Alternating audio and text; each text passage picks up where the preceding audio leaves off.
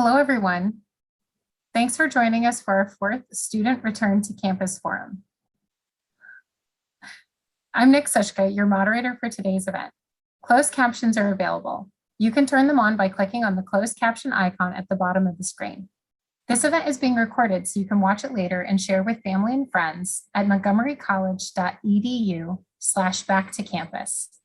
You can also see the answer to students' frequently asked questions about the college's coronavirus response and return to campus plans on this webpage. The frequently asked questions page is being regularly updated to reflect campus operations, as well as the latest advice and information from county, state, and federal authorities. Dr. Sanjay Rai and Dr. Monica Brown are here, representing academic and student affairs, as well as other speakers to help students prepare for returning to campus. After the panelists' presentations, we'll have a Q&A session. Our first speaker is Dr. Sanjay Rai, the Senior Vice President for Academic Affairs. Welcome, Dr. Rai. Thank you, Nick. I'm very, very pleased to be here. I want to welcome all students, and we can't wait to start our fall semester. For students, we are offering you lots of options. If you want to take a distance learning class, it's available. If you want to take a SARTI structured remote class, that's also available.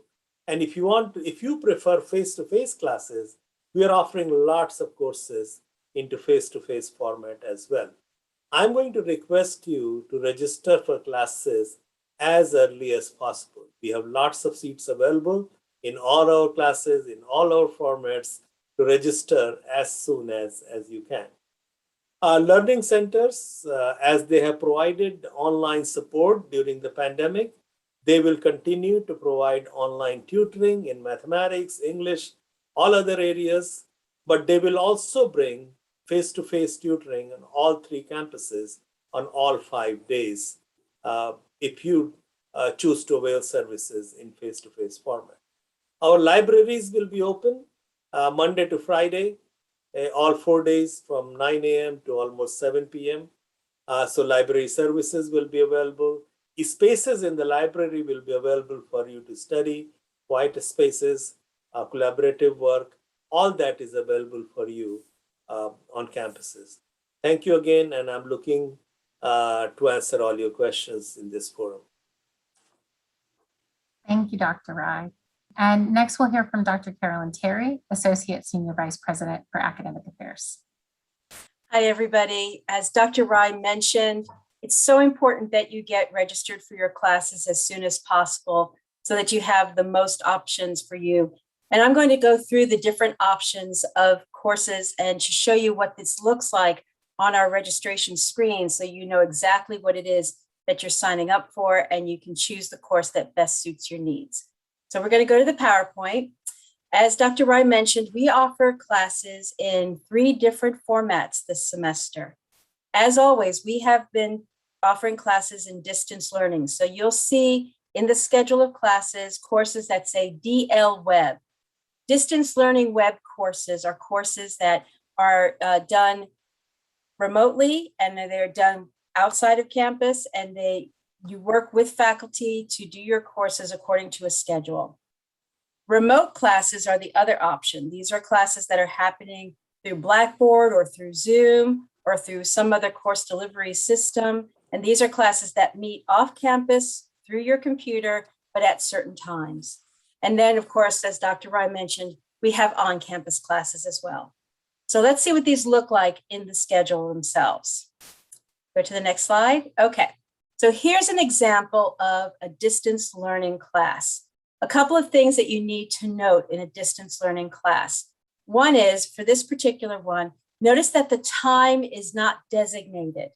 It says that it's a TBA time, and that means that you're going to be working through the course material on a schedule that is set by the faculty member, but you're going to do it on your own. You're not going to be doing this with a class all at the same time.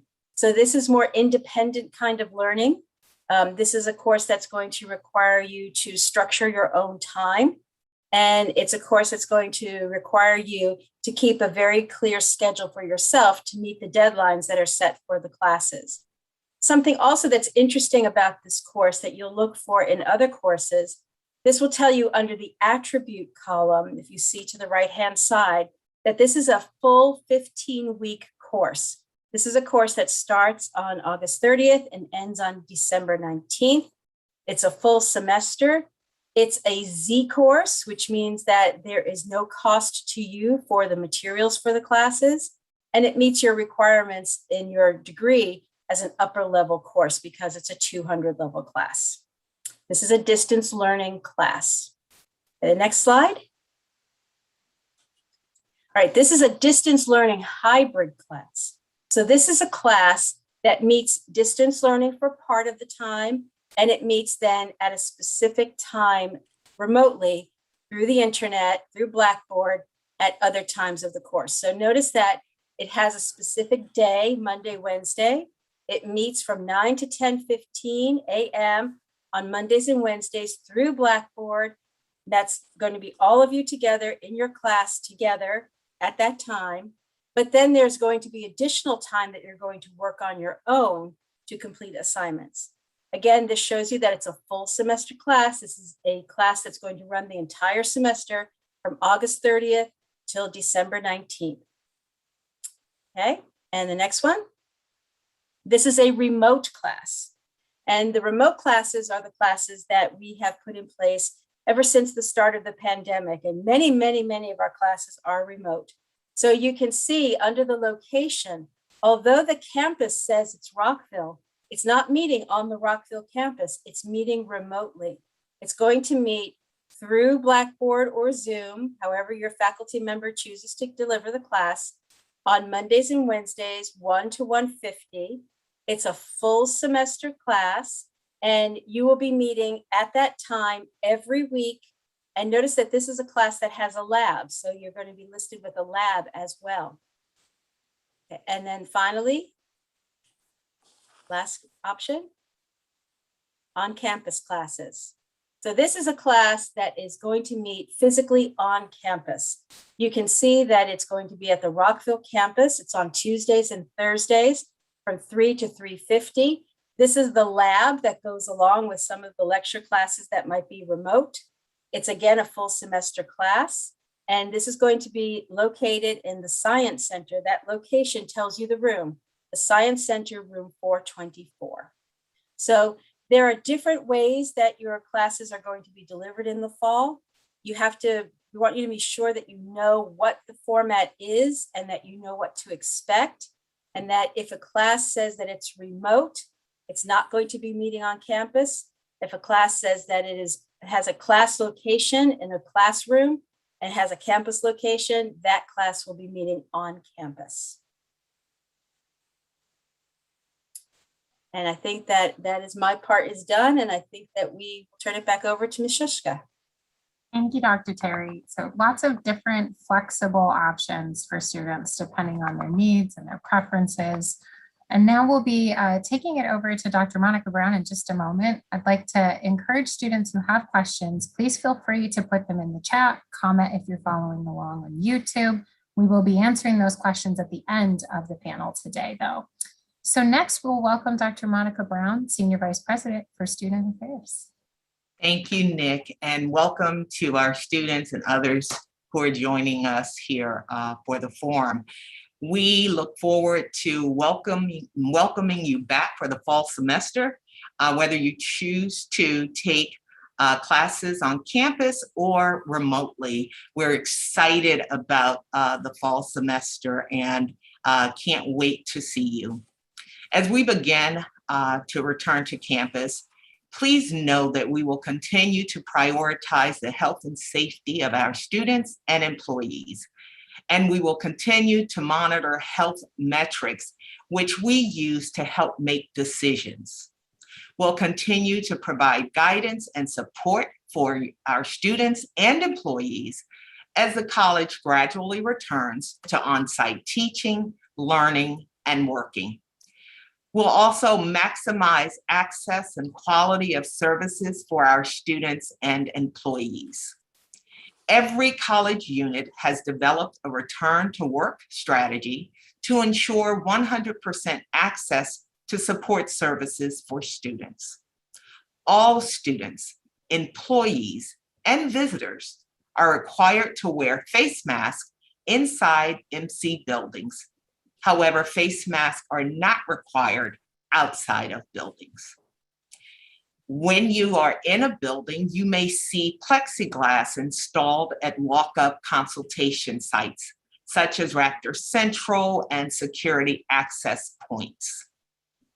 Buildings will have signage indicating how to access them if they are not immediately open. But again, all buildings should be open. You will see college facilities teams cleaning all areas with increased frequency. And you will also see hand sanitizers and additional cleaning supplies for extra cleaning of desks or seating at your discretion. And you'll hear more about the great work that our facility staff are doing in just a bit. Now let me share an overview of our plans for the Student Affairs programs and services. All Student Affairs services will continue to be provided virtually Monday through Friday, 8:30 a.m. to 5 p.m. While offices continue to work virtually, signage will be posted to direct students on how to contact and access services. And the information will also be available on the webpage. Some departments are offering limited in-person appointments for students Monday through Friday, 8:30 to 5 p.m. Walk-in services will be available at Raptor Central on Mondays and Wednesdays from 10 a.m. to 3 p.m. And staff will be available at welcome informational tables Monday through Friday. Appointments will be offered throughout the week based on availability. You can find additional information on the Student Services COVID webpage by using the QR code. And next, Dr. Melissa Gregory, the Associate Senior Vice President for Student Affairs, will provide you with additional information. Thank you, Dr. Brown. Hi, everybody. I really am smiling under this mask, but I'm in the office, so I'm masked up.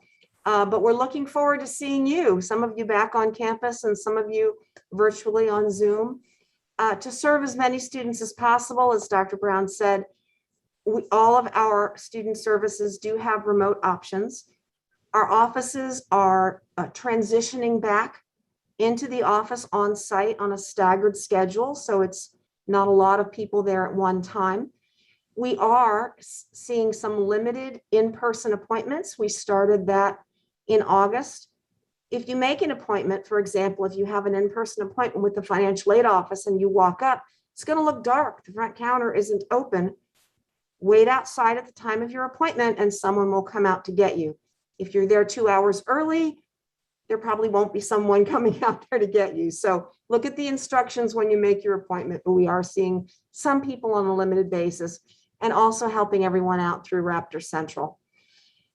You can find links to all of our services on the web, and that will tell you exactly how we're doing our virtual appointments, how you make an in-person appointment, and other services that are available.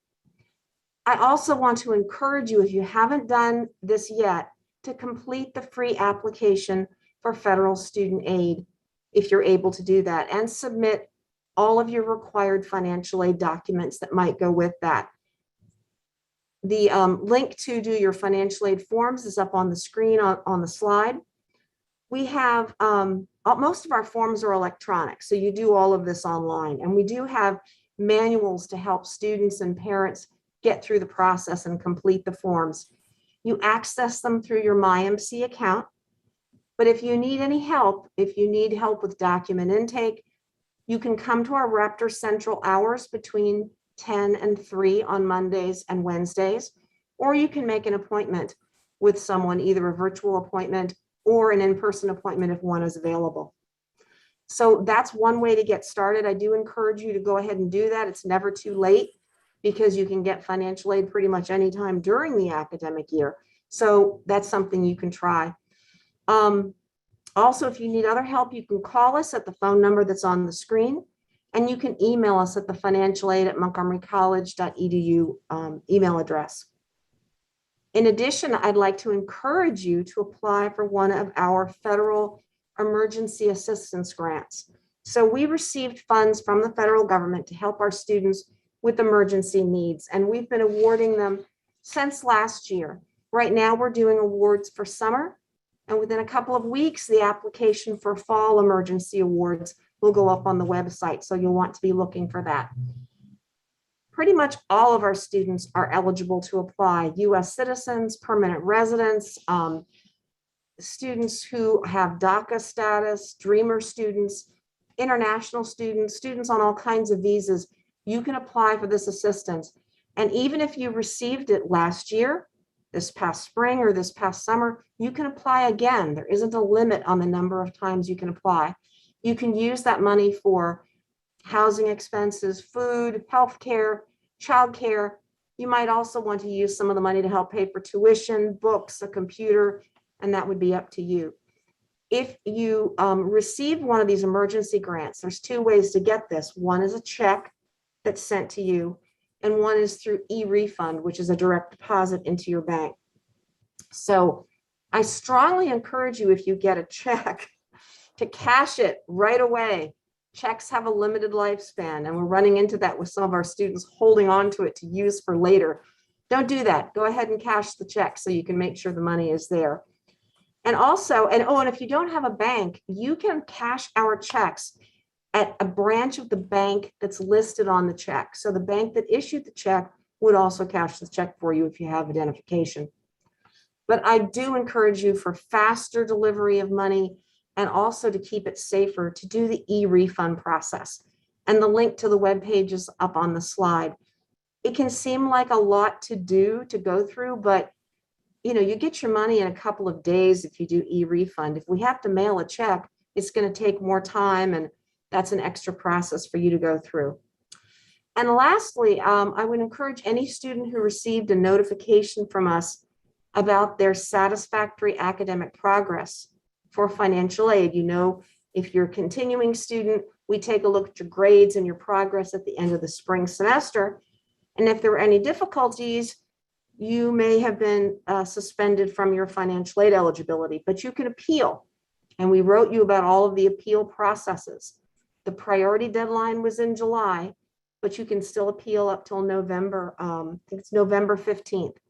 So that's something you also want to get on and do.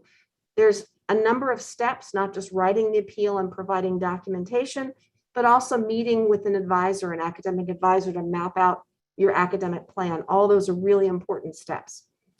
And I think at this point, I will turn everything back over to Nick.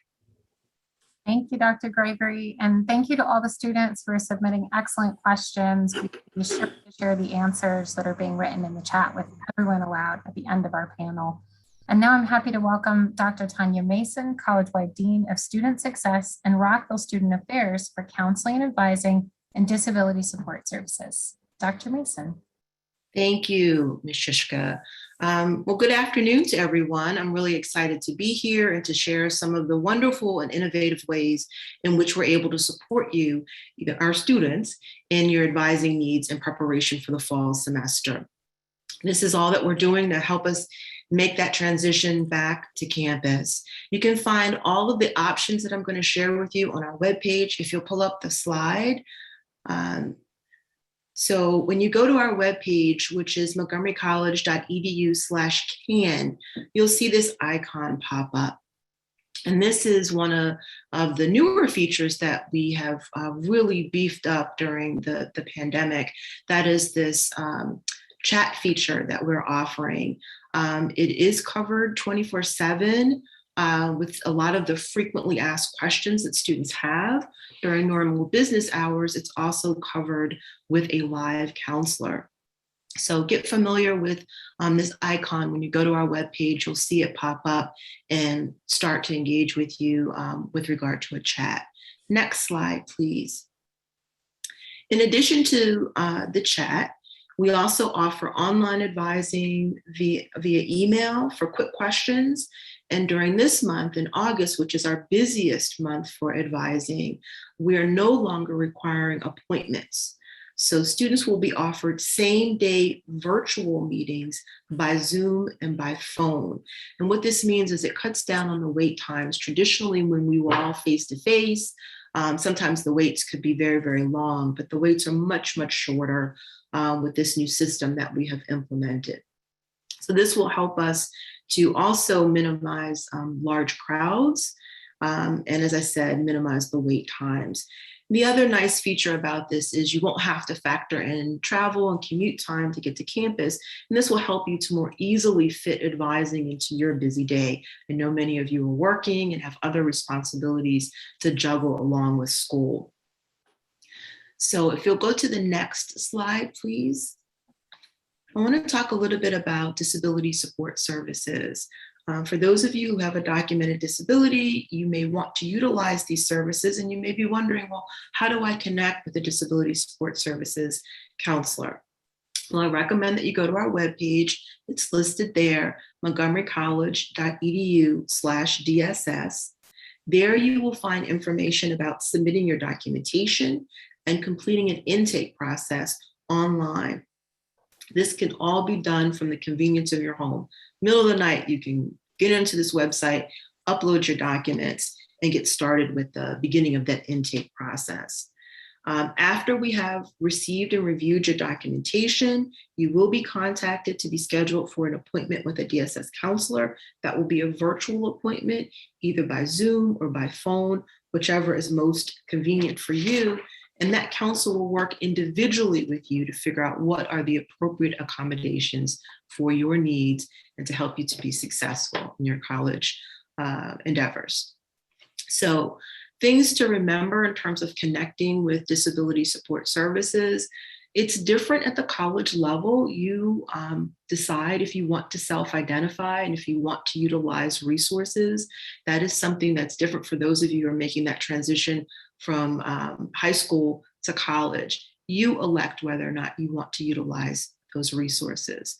Another quick thing to remember is that you can submit that documentation online from the ease of your home 24/7.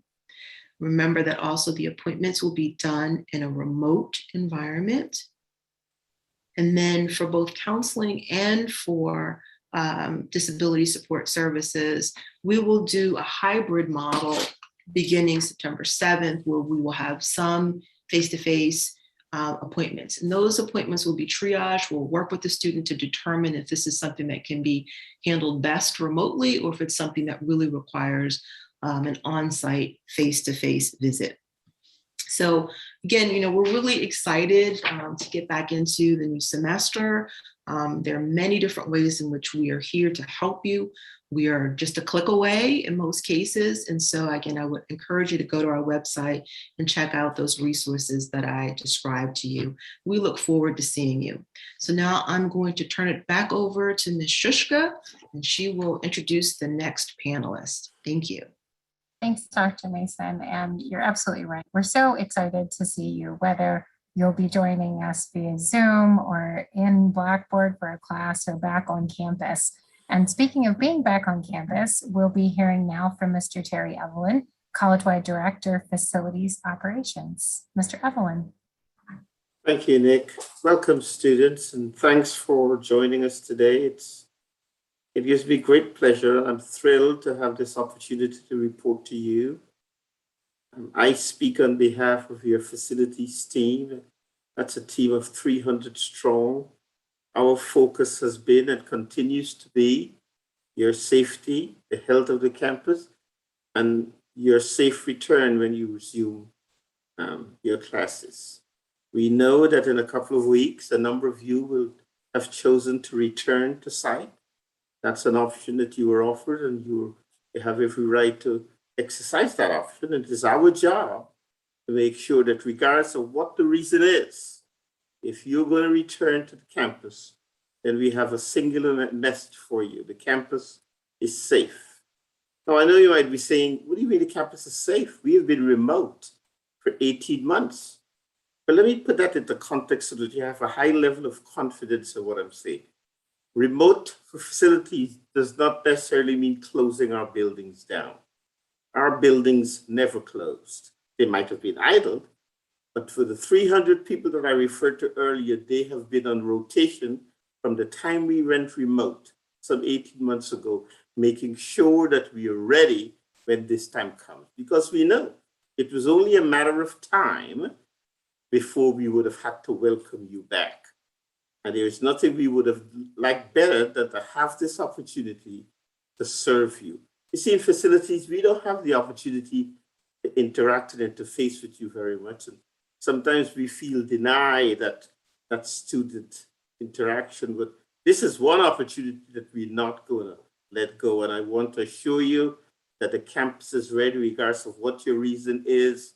When you return here in the fall, then the campus would be as close as possible to the environment that you left when we exited some 18 months ago. Let me share with you some of the things that we have done, some of the things that we are doing. And let me put this into context. You know, when we realized that we were going to be gone for a long time, the Center of Disease Control, CDC, put out some very clear guidelines that when the time comes for us to return, in order to make sure that the buildings are safe and can be occupied, there are some guidelines that we follow. So what I'm about to share with you are that the actions that we took were all in compliance with those guidelines. And there were some top priority things like the quality of the air. You know, we looked at ventilation. One of the things is we need to take in more fresh outside air so we can have a high level of dilution if there's any pollutant within the building. We need to have a high efficiency of filtration so that we can separate particulates that might be harmful within the building. We need to make sure that our systems are functional, because there's nothing, yes, it's nice to have improved ventilation and high efficiency filtration, but the systems that drive those functions need to be worked well. So we constantly improve, test those systems, make sure they were always in a functional state. We inspected the buildings daily. You know, the infiltration of moisture can be harmful to occupancy, be it mold or any other kind of harmful material. So we were very vigilant in making sure water quality was in our focus, pest control was in our focus. So those are the kinds of things we did in the early days, just making sure that when this time comes, we didn't have a heavy lift to make the buildings ready for you to return. Now, we came back in full force on July 1. And since then, we have done a number of things. Some of them have been alluded to earlier. If you have to interface with anybody in a public setting at close proximity, we have plexiglasses. We will have signage whenever it's necessary to guide you in terms of your traffic flow and traffic pattern. We're going to expand our hand sanitizing stations. We know that's very important. We had them before you left, but now that you've come back, we've expanded them significantly. We're going to strategically have sanitizing wipe stations throughout the facility, especially in classrooms and labs, because we know that's where you will be during your teaching exercise or learning. And so we want to make sure, you know, we don't have the staffing to clean between every class. What we do have is the class staff to disinfect the entire campus, each campus every evening, and then have you help us with sanitizing wipes to clean those areas that you find necessary, be it your desktop, be it your keyboard. We will have a number of trained custodians, very vigilant, patrolling the building, cleaning frequently touched surfaces in bathrooms and elevators and doorknobs and door handles, things like that. Remember, we've trained our staff tremendously over the last couple of months. So what they knew before COVID, they're much, much better informed. They're prepared to respond to the specific cleaning needs that are out there. So I want to show you that our preparation for you to return was not short live. It did not start yesterday. It started a long time ago, and we were ready. So that now that you're about to come back, we're in a position where we can welcome you and assure you that the campuses are safe, that you'll be learning in a very healthy environment, and there'll be a large number of people. Sometimes they're often invisible to you, but they're there 24/7, 365, and they are there to make sure that we can respond to your every need. We also take a look at food service. We know that's important to you. So the cafeterias will be ready on both the Rockville and the Tacoma Park campus. Germantown, that cafeteria is under renovation, but we have made provisions so that those of you who are taking classes on that campus will have access to food in the form of expanded vending, curbside pickup. There's an app that will be available for you so that you can order and have it delivered to your location. So there are a number of things that we have done even in the food service area to make sure that your stay with us during your return this fall will be one where you could focus on learning. Because that's our whole purpose. We don't want you to have to think about anything else about your classes and going to your classes and learning. That's why we are here, and we are your partners in the background to make sure that we create an environment that is conducive to your learning. So please don't hesitate to contact us if you have a problem for whatever reason. You have a suggestion, there's an inconvenience that you're suffering, there's a problem. For any reason, we've posted on the Return to Campus website. You can get the information. It's on the screen right now. You can call us.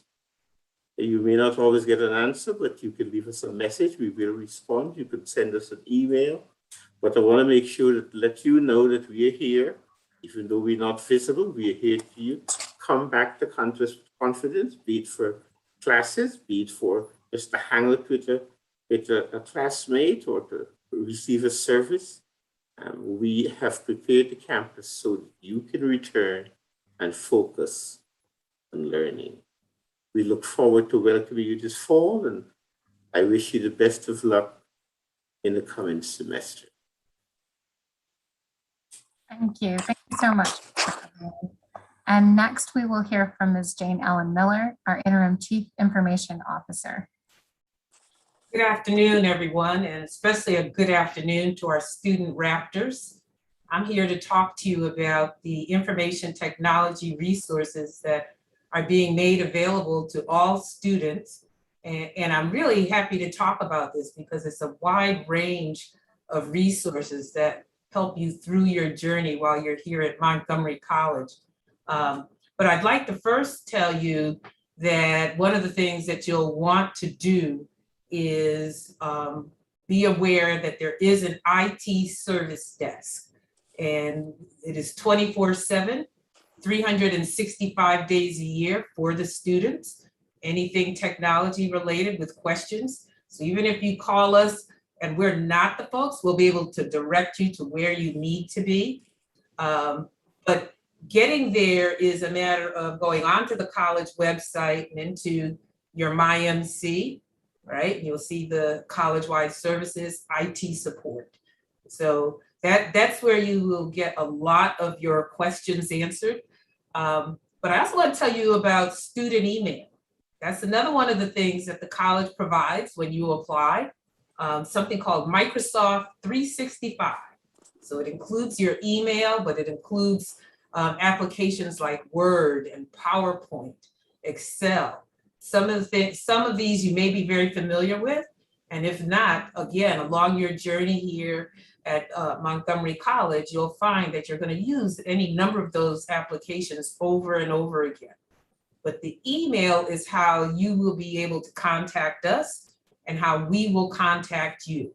So everything that I'm about to talk about right now, we're actually going to send this to all students via what? Your student email. You will find before the start of classes a reference card sent to your email that is going to outline everything that I'm suggesting to you here is a resource that you're going to want to check out.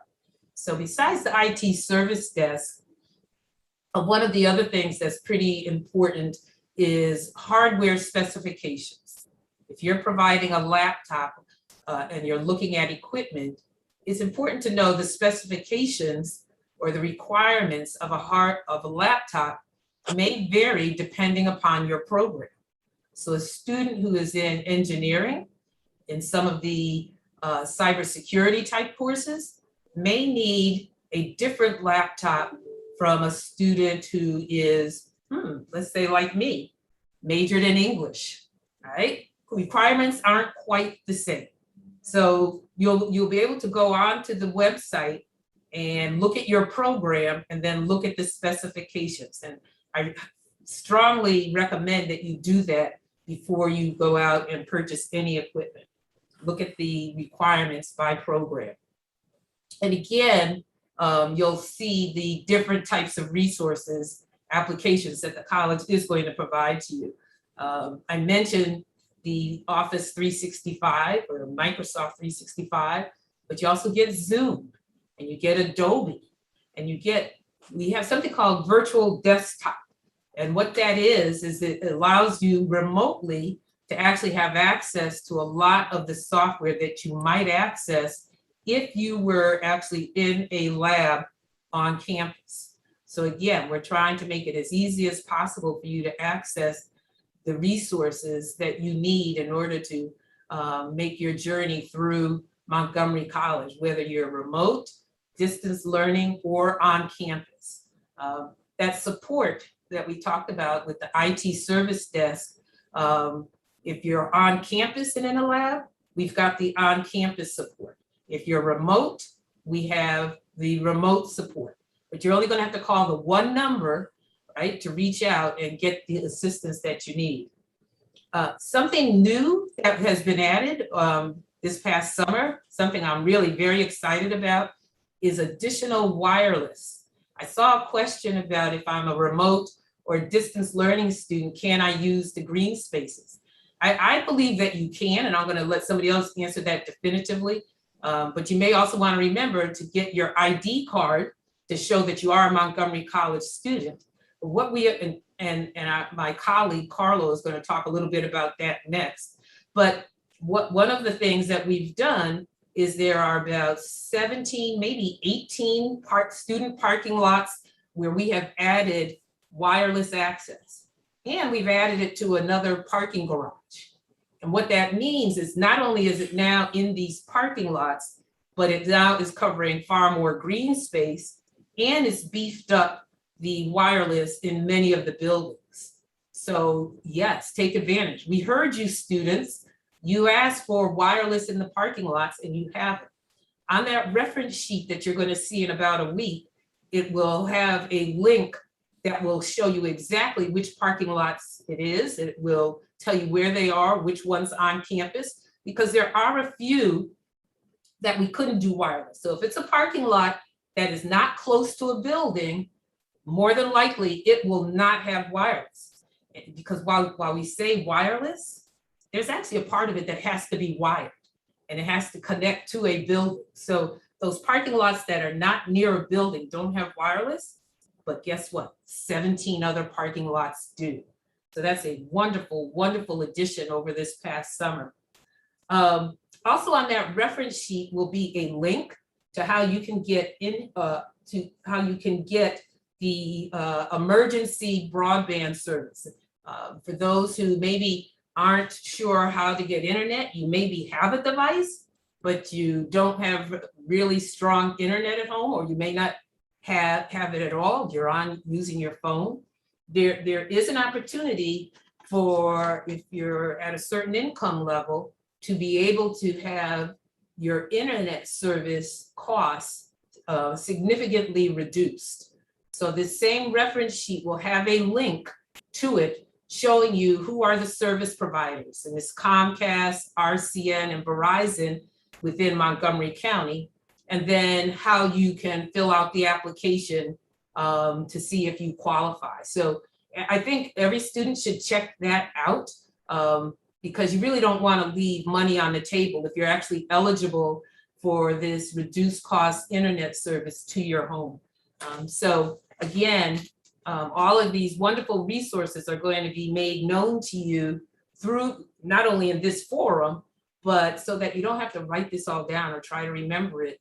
We will have a nice reference card that lists how you get your hardware, how you get your software, how you get reduced cost internet, and where your wireless access points are throughout all 3 major campuses.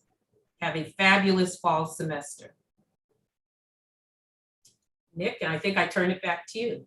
Yes, thank you so much. And next we will be hearing from Mr. Carlos Sanchez, who is our Assistant Director of Public Safety.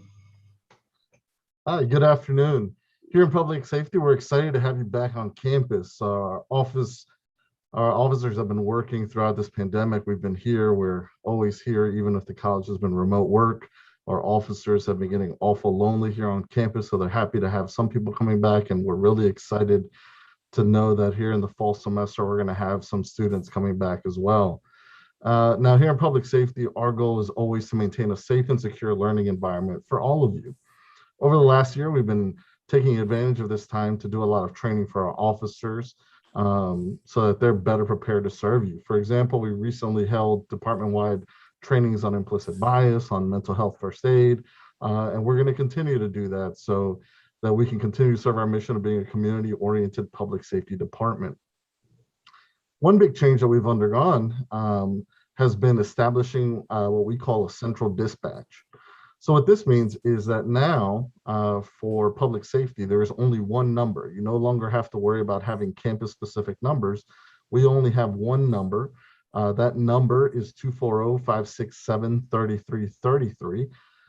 No matter what campus you're on, you dial that number, someone will pick up the phone. They'll be able to provide you information, and they'll be able to dispatch an officer to assist you very quickly.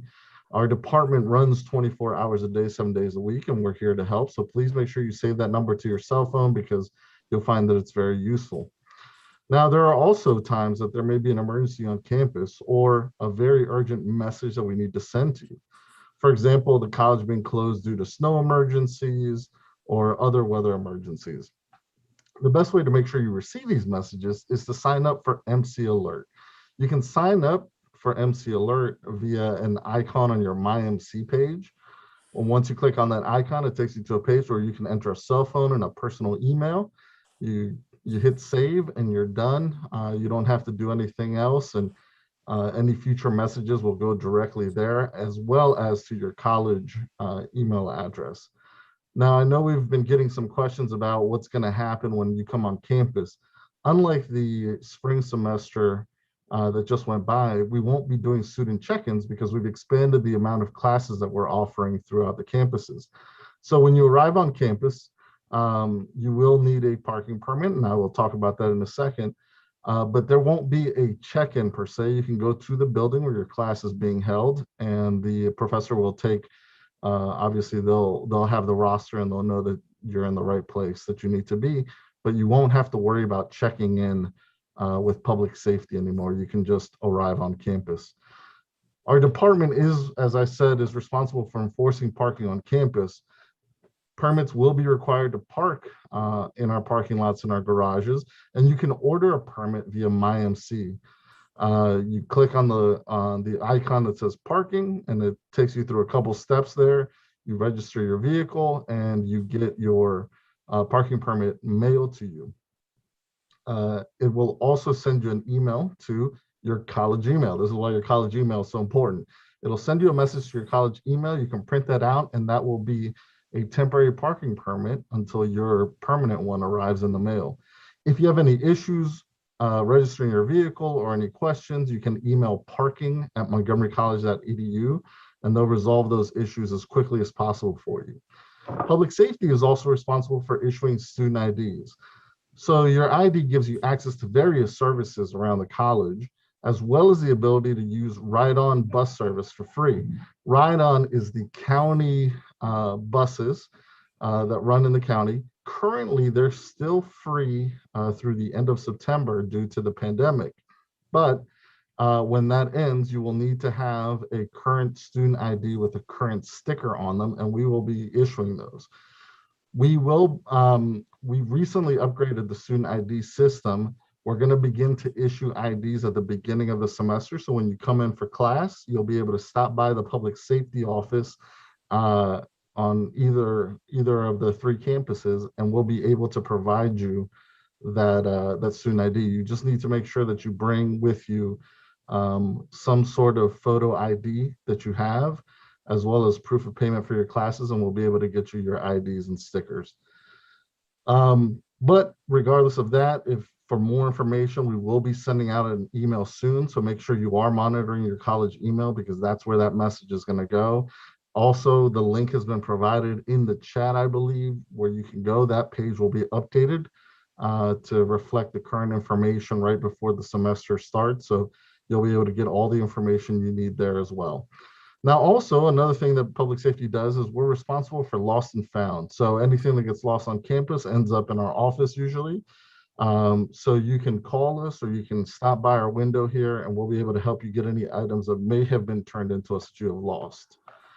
Now, finally, we encourage our officers to be around and engage with the college community. If you ever see anything suspicious or anything that's worrying to you, please feel free to approach any of our officers and report it. If you don't feel comfortable doing that, you can also call the number that I gave you earlier, 240-567-3333, and you can report to them. We're here to protect you. We're here to make sure that our campus remains safe. Any information that you may have or that you provide to us helps us greatly achieve that goal. We appreciate you taking the time to be here with us today. We're looking forward to seeing you in the fall. We hope you have a great semester. Thank you. Mr. Sanchez, and thank you to all of our panelists for all of that fantastic information. So we've been getting a lot of questions through the chat and some of the other places that students are watching along. But prior to today's forum, we had some students also submit questions from email. So we're going to start from there. So our first question is from Gina, who asks, as the COVID cases are rising, why are some classes going back to campus? I understand that in-person learning is very different from remote learning, but wouldn't the rise in cases affect the students going back to campus, especially since the vaccine is not being mandated to all students returning? And I'd like to actually ask someone who hasn't spoken yet, Melissa Sprague, our Department Chair of Health Sciences at Montgomery College, if she'll take that first question for us. I see her looking. I'm sorry. Hello, hello. Hi there. Can you post the question back up so people can see it while I'm answering it? Here we go. So we've been very deliberate about making decisions about bringing classes back to campus. And so as we are watching the COVID cases as they're rising, we're still being very careful with our metrics and looking at the county. We look at the county hospitalizations, we look at the county positive COVID cases. So we're definitely looking at that. The other thing that we can do, it says here that going back to campus, especially since there is no vaccine mandate, there's no mandate as of yet. We're looking at that. All the different institutions in the area have different mandates about the vaccine. That's something we're looking at. But right now we do have our mask mandate, and we know that masks are very helpful in preventing this illness, the spread of this illness, this pandemic. So it's very important to wear your masks. It's very important to continue the hand hygiene. Very important to get vaccinated. You don't need a mandate to go get the vaccine. Just go get it. Encourage your loved ones, family, friends to get that vaccine. And definitely, if you're sick, stay home. We have a daily symptom self-assessment that you can check yourself and just look at the symptoms. And if you're not feeling well, stay home. I know many of us on this webinar today, we'd come to work with a headache. We'd come to work with the sniffles. Not anymore. I had a big meeting planned last week and I had a headache and I stayed home and I canceled everything, and we did do some things remote, but you just have to change the way you live daily. So hope that helps. Absolutely. I know that I've had to do that too. Recently had to postpone a lunch with someone I was looking forward to last Friday out of that abundance of caution, but it's worth it to keep ourselves safe, right? So we have another question from Gina, who asks, one of my science classes says there are 32 students in the class. Will we be sitting next to each other for the whole semester for almost 8 hours? And Dr. Rai, I believe you had volunteered to answer that question. Is that all right? Now I am volunteered. No, wonderful. First of all, to the first question as well, we are providing students options. Students can take DL classes, students can take SRT classes, and we also have face-to-face classes available for students who prefer to take face-to-face classes. We encourage students to take vaccinations, wear masks. I think that's the best known ways of protecting our health and safety. As far as the classes with 32 students, we don't have classes with 32 students. Majority of our classes that are being offered on campus have either 12 or 14 students, or between 12 to 14 students. So we're not offering 30 classes with 32 students, but I'm going to go back and work with my deans and confirm, just to make sure that that's not the case. I'm almost certain we're not offering classes with 32 students. Well, thank you, Dr. Rai. And along with that, Gina asks, what is the school doing to keep the environment safe for everyone, such as distancing in the classrooms, air filters? Are the classes going to be wiped down after each lecture and lab, and the cleanliness of the bathroom? I know, Mr. Evelyn, you spoke to that. Would you care to add anything about what is being done to keep the environment safe and clean? Yes, I'd like to assure Gina that we have done everything to keep the environment safe. We think it's important that the air in the building be first class, and so we have upgraded filtration. We have retrofitted systems to make sure that we have the state-of-the-art filters that we use in buildings. We've increased our ventilation, that's air from the outside. That's a big component of making sure the quality of the air in the building is good. As I said, each night we have a team of staff members who will go through each campus, each building, every classroom, and globally disinfect the classroom from top to bottom, floors, desks, and then the space will be ready for classes the next day. We're going to partner with you. I think once it's disinfected, according to the CDC guidelines, you're only required to disinfect once a day, then sanitization kicks in. It's your space, and so we'll provide very close at hand an abundance of hand sanitizing wipes. If you're not comfortable, you could wipe down your chairs, your desktop, your computer. We've retrofitted computer keyboards with covers, so it's easy for you to clean. Between use, if someone is using it and they get up and you sit down, you could wipe down as much as you can. Remember, that space would have been disinfected the night before, so it's healthy. All you're doing is sanitize it for your personal safety and convenience. We will make sure that those sanitizing stations are kept stocked up. There'll be custodians throughout the building, throughout the day, and their job is to roam the buildings and those areas that you touch frequently, going into the restroom door, the doorknobs, the elevator buttons. We call them frequently touched surfaces. That's what they'll be doing, responding to restrooms to make sure that hand soap is available, toilet tissue, paper napkins and towels, the things that we know it takes to keep you healthy and safe. So yeah, we have a high level of confidence that if you were to choose to return to the campus, the environment in which you will learn will be safe, it will be healthy. And I do hope I have answered your question. Thank you, Mr. Evelyn. All right, and then our last question for Gina. What are the chances that several students catch COVID from one person and then have to quarantine from the result of one student having the virus from either not knowing they have COVID or just not reporting it? And really, Gina's asking overall, how is Montgomery College guaranteeing her safety, the loved ones around her, if we're not mandating vaccinations or regular COVID testing? Now, Ms. Sprague, I know that you've spoken to that a little bit. Would you like to bring that answer back to this question? I mean, yes, again, I think the biggest thing we can do is to wear our masks. And so Montgomery College is definitely working towards, the health and safety is our priority. So we're working towards that with our mask mandate. And then the other piece is just, if you're not feeling well, stay home. Good hand hygiene, good cough hygiene, all of those things are so important. that's how we're ensuring the safety. And then, people, it's on your honor if you do that daily symptom checker. It's something that you have to do for yourself and for your peers, for your friends. And so other students and faculty are you're protecting their safety when they do that daily symptom checker. So it's very important to do that and be honest with it. Thank you. And I know, as Dr. Rice said, we're offering a lot of different choices to students. It's really important that you do make sure you understand how flexible these different classes are and what those different options are. Now, our next question by email was from Peyton, who asks a question to that end. So Peyton says, I am a resident of Westminster, Maryland. This is about an hour to an hour and a half away, depending on which campus I need to be at. The way my class schedule is laid out, I won't have time to get to campus between my virtual classes and the in-person scheduled ones.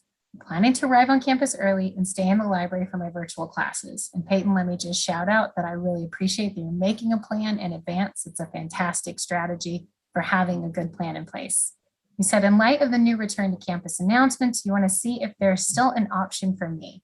It helps. I'm fully vaccinated, woohoo, and will absolutely be wearing a mask the entire time. I cannot take my virtual classes in the library or another student space on campus. What are my options? I've already tried rearranging my schedule and I could not fit in all my needed classes. So Peyton, we have good news. Again, with that flexibility with lots of options. Dr. Rai, what would you say to Peyton? He will have a space on campus to take his virtual classes, library, and there are lots of other places on the campus where the students will be able to go and take their virtual classes. Excellent. And now I'll turn to some of the questions in the chat. Many of them have been answered. I want to read those answers aloud for anyone who might be following along and can't see the answers in the chat. So in a related question to Peyton's, Andre asks, if your classes are all remote, are you allowed to work in the green spaces that provide Wi-Fi? Are there any indoor areas provided for students that need adequate workspace due to their major? And the answer to that is yes, there will be indoor and outdoor spaces where students can work on their courses. They're coming to campus to take courses. You need a space to take your classes virtually, meet with an advisor, all of that. Not all courses are remote, and some students will be taking remote and on-campus classes. Specialized spaces like the architecture design labs may not be available yet. So you're going to want to contact the department to see if those labs have any available times for students to work. But as we heard from Ms. Miller, Wi-Fi has been extended throughout the campuses. So you will find lots of spaces to be able to connect, whether you're there for a virtual class or taking a class in person. Now, a question that we don't have an answer to comes from Joby, who asks, will they have a regular sports season? So they being us. Will Montgomery College have a regular sports season? Do we have any news about it?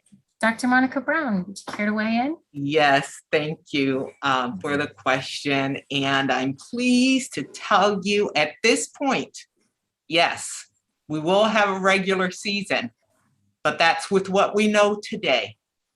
Please know, depending on the situation, things may change, and we will inform the college community when and if changes have to be made. But yes, we are anticipating a regular season for our sports teams. Excellent. Thank you, Dr. Brown. We had a couple of questions that related to transportation, IDs, and parking permits. Again, we heard quite a bit of that from Mr. Sanchez. Abraham asked, what are your recommendations for transportation after late night classes, though? And the answer was shared that the ride on bus schedule online includes buses leaving the campuses late at night after 11:30. Our latest classes end by 10:45. So we do have those ride on routes. And a friendly reminder that Montgomery College credit students can show a student ID or let the driver know that you're an MC student. You can board without an additional fee. Mr. Sanchez, we did have a couple of students asking in particular about those ID cards though. And one student asks, would you recommend that they get their semester stickers? So even though they're not required, do you recommend that students get them? Absolutely. You never know when you might need it to go into the library or to access some other lab on campus. So definitely make sure you stop by and you can pick up a sticker if you're on campus. Excellent, thank you. In the chat, Rashonda also asked, can independent study be granted for one class on a case-by-case special circumstance? Dr. Terry answered that independent study arrangements are always on a case-by-case basis. The student and faculty member agree to use the independent study option. So you'll want to contact the faculty member to ask about independent study. And remember that some courses like labs usually can't be done that way. We had another question from a student who asked about wearing hats and hoodies on campus. And yes, hats and hoodies are fine. We don't have required uniforms for students. I'll say personally, I hope you'll swing by the MC bookstore, get some MC hats and hoodies. Don't just wear them on campus, wear them around town, show off your MC pride. All right, coming up onto the end of our questions, Alexandra asks, when is time to enroll for fall? Dr. Gregory, I know you responded, but for the benefit of everyone, when should people register for fall classes? Right now, log off and go register. And if they need to see an academic advisor, talk to Dr. Mason.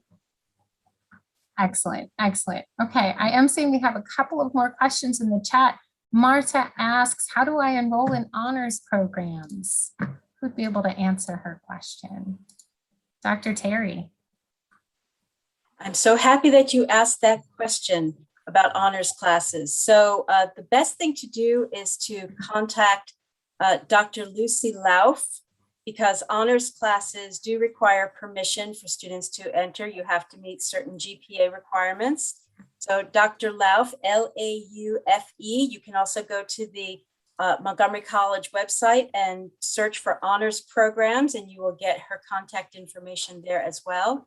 But you can contact Dr. Lauf as the honors chair and talk to her about your interests, and she will do what she can to get you into the right honors classes. We have honors classes in humanities, we have honors classes in STEM that have scholarship money attached.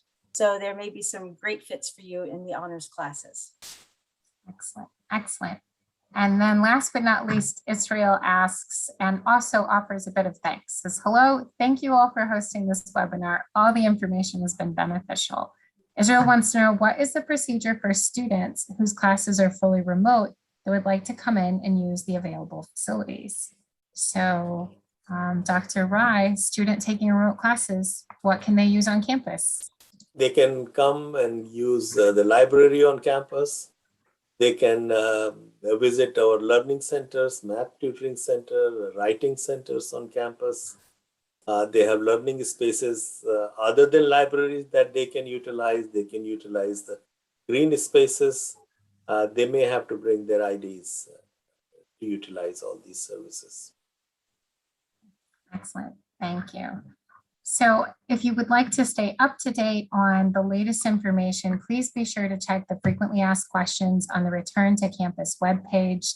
That can again be found at montgomerycollege.edu/back-to-campus. You can also reach out directly to Student Affairs at studentaffairs@montgomerycollege.edu. Do any of our panelists have anything else that they'd like to add? Any questions that they didn't get a chance to fully answer? All right, then. I would like to thank all of our panelists, students who participated live, as well as the students who submitted their questions by email. You can tell as you're submitting these questions that you're being thoughtful, you're making good plans, you're collecting information. It's the best way for you to come into the fall semester ready to succeed in the classroom and out of the classroom. I hope that you'll reach out to any of us if you have questions as we welcome you back, whether that's virtually, distance learning, or on campus. So if you'd like to watch the recording of this webinar and stay up to date with MC's plans and guidelines, visit the webpage at montgomerycollege.edu/back-to-campus. You can also see the answers to students' frequently asked questions about the college's coronavirus response and return to campus plans on this webpage. This FAQ page is being regularly updated to reflect campus operations, as well as the latest advice and information from county, state, and federal authorities. So if you have any questions, please don't hesitate to go to that webpage, scan that QR code, or contact Student Affairs at montgomerycollege.edu. We are so looking forward to welcoming you back to campus and kicking off another academic year. Stay safe, everyone.